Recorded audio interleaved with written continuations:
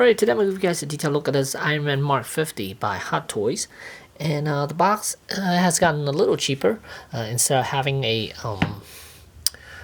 plastic piece over, now it just has, it comes with a paper sleeve. And then inside the inner box, usually it has that plastic covering the top section, but now it doesn't. It just has a picture of the Mark 50. And same concept, you open the top half, and inside you have the foam box, and then the foam box is where the figure's housed, and then on the back it also has some of the accessories. So let's get into it.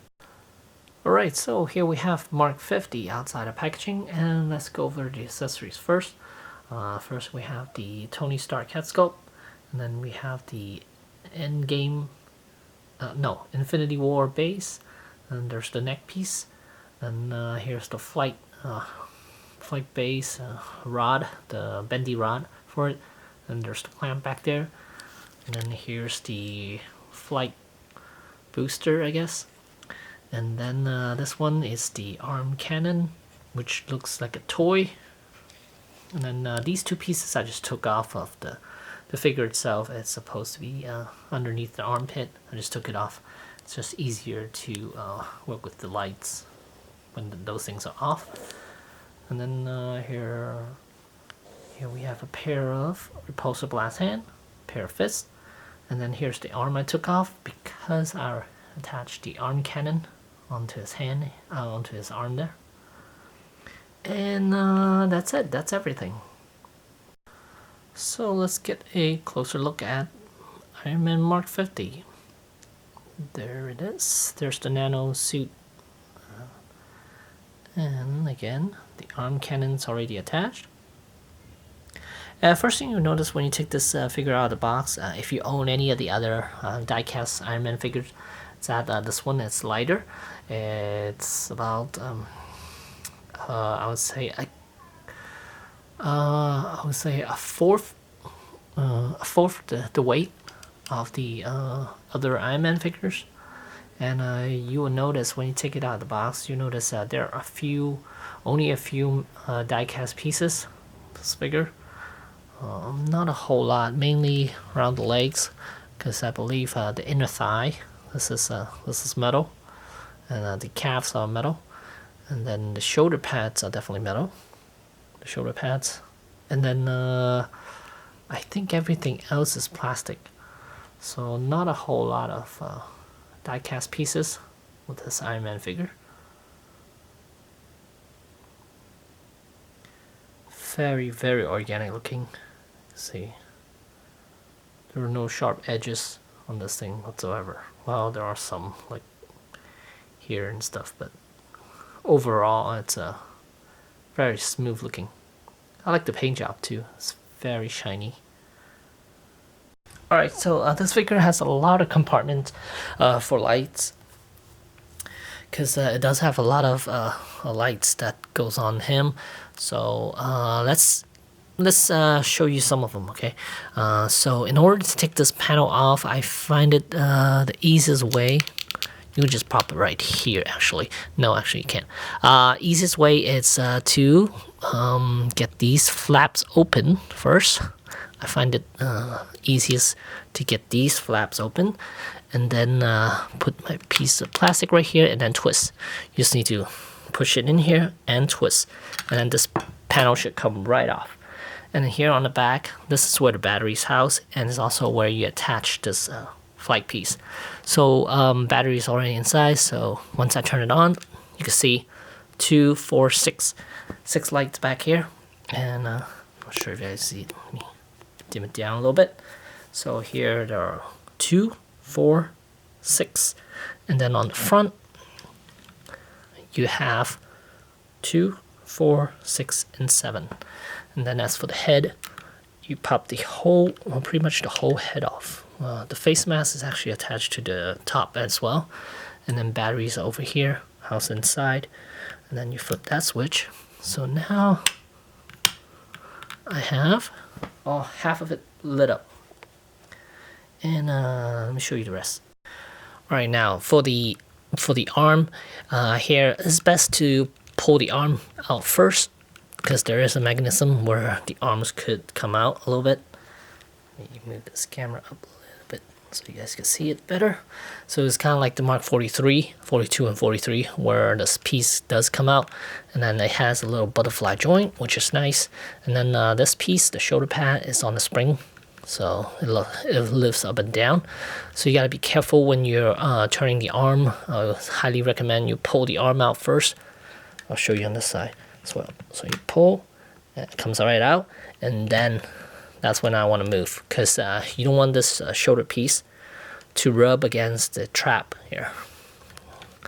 And so you could pull this open, and then this is where this panel came in. This piece right here goes over this section right here. So you just got to use this tool they provided, and then you just pop this piece off, and then there's a switch down there, and once you flip it up, you can see, oh, you can't. Here's the repulsor blast on, and then also over here, the bicep lights up. So, and as for this arm here, let me rotate this arm over and flip this side. So here, with this arm, you can see the bicep lights up, and then also the cannon lights up, which is just one light bulb that goes through the arm. And then this thing does not have any lights inside there, so you just need to attach it, and then it'll light up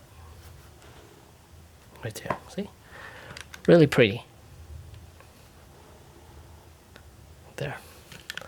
So let me throw this arm back down and this arm back down.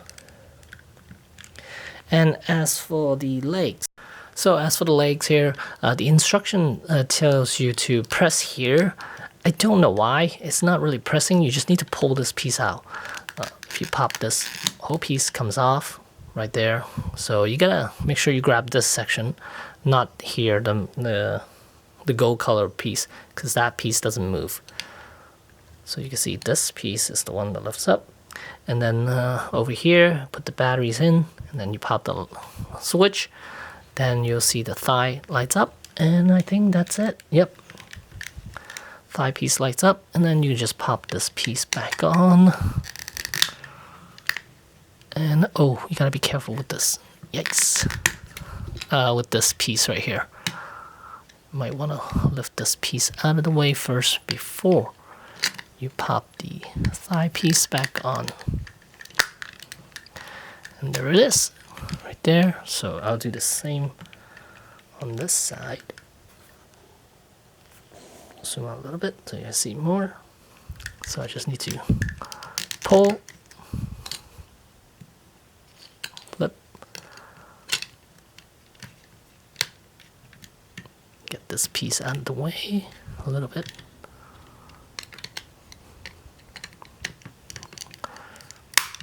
And there we go. And now he is completely lit up. And there he is, all lit up. Flip this back over. Let's make it a little brighter. And yeah, so with all the lights on, he is gorgeous. This piece is absolutely gorgeous when it's all lit up. Let me rotate him a little so you guys can see it. Gorgeous looking piece. So I'm gonna attach the backpack on him. Actually, there are a couple of pegs here. Let's see if you guys see it. 1, 2, 3, 4. There are 4 holes back here. So you just gotta align it and pop it on. And there it is. Really nice, absolutely gorgeous looking Mark 50. This piece is very expensive. I believe it's for, what is that, $430? I think it's almost $430, somewhere around there. There was some good engineering with this figure, like the shoulder pads, how it flushes completely with the body, with the torso, and I like the arm that pulls in and out. So once you're done posing it, you can push these back in, so he'll look completely all one piece looking. And then as for the bicep, there is a moving mechanism. The bicep piece does move. Let me pull his arm back out, show you guys. So here, let me lift this arm out a little bit so you guys can see. Zoom in, might even be better. So here, when you bend his arm, you can see the bicep piece. Come on now. Jesus Christ. Keep having to readjust. Okay, so here you can see the bicep piece sticks out. Gives him a little more range of motion, which is nice. That is awesome. So it's over 90 degrees. And then, because it has double joints here, and then once you're done, you can fold that, throw that piece back down, and pop that shoulder back in, and there you have it. Good as new. Alright, so as for the Stark head, all you have to do is pull the head piece off, and the neck should go with it. And then what you want to do is put this piece in here over the ball joint inside, and here you could easily pop the head on, and now you have Stark. Yeah, Iron Man, unmasked Iron Man right here. There you go, right there. He has a really, really nice head sculpt too. Zoom in a little bit so you guys can see. There we go. I would say this is by far the best Tony Stark head sculpt that we have gotten. The Robert Downey Jr. head sculpt. It's a really, really gorgeous looking head sculpt.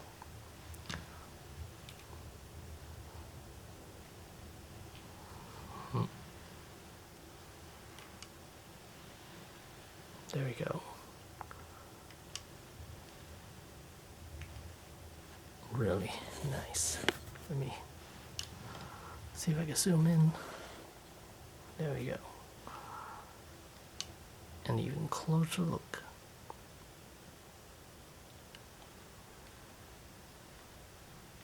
Yeah, really nice. Alright, so let me go over articulation. So I turned the lights off just to save on batteries. And head-wise, he could look up. Look at that. Look at how far up he can look. Absolutely amazing. I mean, it's gonna look terrible like this, but if you're looking at him like there, when you're doing a flight pose or something, he looks absolutely perfect. So I'm really liking the fact that they did that to the neck joint right here. It has a ball joint, and then there's a hinge attached to the neck piece, so which allows him to turn his head quite nicely without looking all weird. Look at how far he could turn his head and it's still looking nice. Look at that. So yeah, really, really impressed with the head sculpt. I mean the head rotation, and then I already mentioned the shoulders where it comes out, and then you want to rotate some of the joints, and then bicep there is a swivel right there, and then now I'll show you guys the elbows. So I'm not gonna go over that anymore. So let me get these arms out of the way first, and then as for the torso, yikes. Here it's kind of like the Mark 42, 43, where it has two extensions, one right here and then one down here. So when you pull, and then this piece sticks forward, and then this piece actually moves back a little bit. There's a little spring section right here. But as far as articulation wise, it doesn't do that much. You could bend his chest a little bit. That's about how far it could go forward, and then going back doesn't do that much either, because this piece right here does get in the way, and you can see that's how far he could arch back, so not a whole lot. So the purpose of these two joints aren't that significant, and I don't really think he could do a really nice landing pose either. I tried, but it didn't turn out that great. but you could give them a little bit of rotation right here, like so. So that's nice. And once you're done, you can pop that back on. And then as for the legs, I already showed you guys this panel. You could lift up about that much, and then be really careful. There's a piece right here that lifts up, but it's very, very tiny. Let me zoom in, show you guys this piece right here. There's a lot of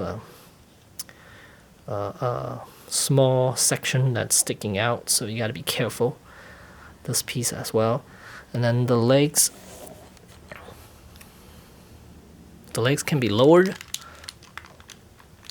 about 2 stops right there. So one side and the other side, clearly see the difference. And as far as how far I could rotate up, it could go up about that much. Maybe you could force it a little bit, about that much, but it's more to the side now. And then there's a swivel joint around the thigh area, which I'll talk about in a sec. Then he has a double jointed knees, and then a ball jointed ankle, which is quite nice actually. Look, it could go point down quite well, and up about that much. And then there's a little toe articulation there. And as I was mentioning, the thigh section, the only thing that really bugs me, I think with anyone that owns this figure, is the huge gap over here in the thigh section. Now, the reason why there's a huge gap is because of this light, this LED light here, right here. And you can see inside, there's a little square piece that's sticking out inward. It's because of this LED, I think. Yeah, so if they were to get rid of this LED, they would have been able to get rid of that square shaped piece, and then the thighs could be a little tighter, because right now you can see there's a huge gap right here. So that's the only issue with this figure. Everything else is so tightly put together, but the thigh section is where there's a huge gap. And as for the arm piece, it's very easy to remove this thing. You just need to pull, and it should come right off. Eee, right there. See, it's right there. And then you just need to pop this forearm back in, and there you go, right there. Now you have Iron Man with regular hands.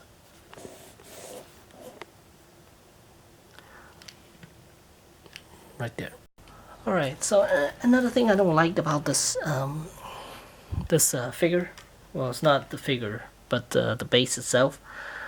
Even though this is a flight base, the bottom piece is definitely not wide enough to really support the figure when it's on it, when you attach the figure on here. So look at this.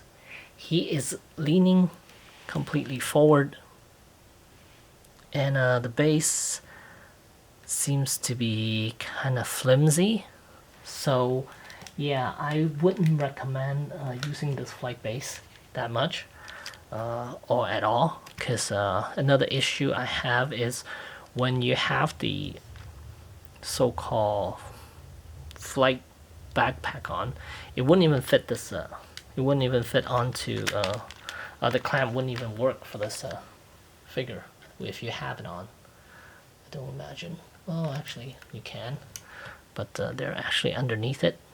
So let me, oh shoot, I need to push this down a little bit and tighten the bolt. But yeah, I guess it works, but I just don't like it because the base is too small. The bottom portion, the bottom of the base is too small to support this giant figure. And also it should come with a little cradle for the crotch piece, because most likely I'm not going to use this section, and it would have been nice if it comes with that crotch piece so I could just stand them on the base.